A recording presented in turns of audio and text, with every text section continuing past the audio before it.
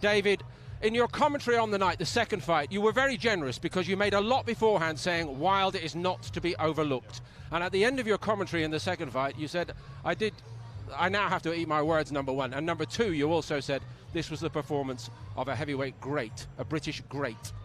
So what now? That was a great performance. He did everything he said he was going to do against an undefeated WBC heavyweight champion, and he won every second of every round until Wilder's corner threw in towel. That was a great performance. I've been brought some information about Deontay Wilder during this fight, which changes it completely for me.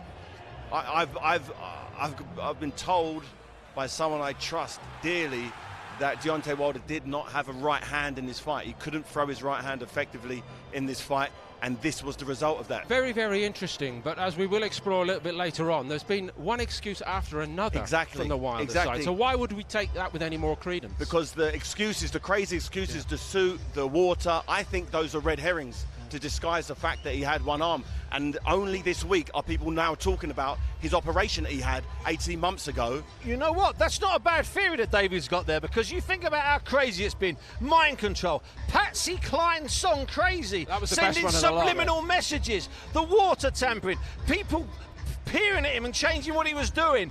Every single excuse, the crazy suit, all of that stuff.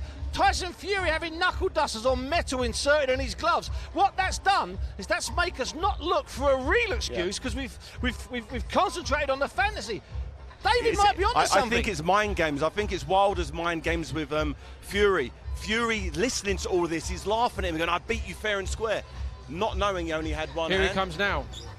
Yeah, Wilder, his main weapon is his right hand.